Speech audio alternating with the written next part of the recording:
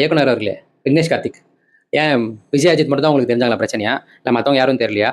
சொசைட்டிய நோக்கி கேள்வி கேட்கிறேன்னு, அது எந்த அளவுக்கு நீங்க உண்மையா கேட்டிருக்கீங்க? இல்ல அந்த சொசைட்டிக்கு நீங்க எந்த அளவுக்கு உண்மையா இருக்கீங்க? ஸோ ஹாட்ஸ்பாட் 2, ஹாட்ஸ்பாட் 1 பார்த்திருந்தா தெரிஞ்சிருக்கும் இது என்ன மாரி படமா இருக்குன்னு. ஹாட்ஸ்பாட் 2 4 விதமான கதைகள் வந்தது.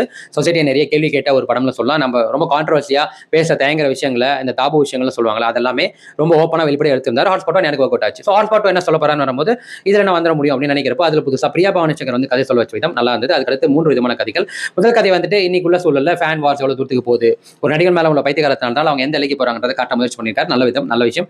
அதுல வந்து அவங்க கடைசியா எம்.எஸ். பாஸ்கர் பேசின பேச்சு உண்மையிலேயே தன்னோட அடிமைத்தனம் ஏதோ ஒரு விதத்துல இருக்கும் அப்படின்றது அதுவும் நல்லா இருந்தது. அதை முடித்த விதம் ஃபைனலி அந்த அந்த கதை முடிகிறப்போ அது நடந்த டர்ன் ஓவரும் பிரமாதமா இருந்தது. அது நல்லா இருந்தது. 2வது கடைசியில வந்துட்டு 80ஸ்ல இருக்கிற ஒரு அப்பா தான் பொண்ணு வந்து இப்போ உள்ள 2K கிட்ஸோட ஜெனரேஷன் ட்ரெஸ் ஃப்ரீடம்ன்ற பேர்ல இடம்பொருள் ஏவல் இல்லாம அவங்க பண்ற விதம், அவங்க கேள்வி கேட்கிற விதம், தன்னோட சுதந்திரம் நினைச்சிட்டு அவங்க பேசுற விதம் எவ்வளவு தூரத்துக்கு அவங்களை காயப்படுத்துது அப்படின்ற விதத்தை, அதே விதம் நம்ம எப்படி இருந்தா அவங்க எப்படி எடுத்துப்பாங்கன்ற விதம் அதை காட்டினது எல்லாமே நல்லா இருந்தது. 3வது உண்மை காதல் எது, இன்னைக்குள்ள நாளையில ட்ரூ லவ் அப்படின்ற ஒரு விஷயம் இருக்கா இல்லையா அப்படின்ற ஒரு முயற்சி பண்ணியிருக்காங்க. ஸோ அதுல வந்து ஒரு காலம் 2050ல இருந்து ஒரு பேசுற ஒரு பொண்ணு கிட்ட அப்போ உள்ள ட்ரூ லவ் என்னவா இருக்கு, இப்படியே போச்சுன்னா அது எங்க போய் முடியும் அப்படின்ற ஒரு காட்ட ஒரு முயற்சி பண்ணியிருக்காங்க. அதுவும் நல்லா இருந்தது. ஸோ கதையா பாக்குறப்ப இது 3ம் நல்லா இருந்தது. ஸோ இதுல எனக்கு பிடிச்சதுன்னா பின்னணி இசை ரொம்ப நல்லா இருந்தது. நடிப்புக்கான ஆக்டர்ஸை சூஸ் பண்ண விதம், இந்த கேஸ்டிங் பிரமாதம். தம்பிராமையா, எம்.எஸ். பாஸ்கர், ஆதித்யா பாஸ்கரா இருக்கட்டும், ரக்ஷனா இருக்கட்டும், தென் நம்ம தம்பிராமையாவுக்கு பொண்ணா வந்தவங்களா இருக்கட்டும், லாஸ்டா அஸ்வினோட நண்பரா வந்தவர் பவானிஸ்ரீ, எல்லா கதாபாத்திரம் அற்புதம், பிரமாதம். அவங்களோட நடிப்பு 100% நல்லா இருந்தது.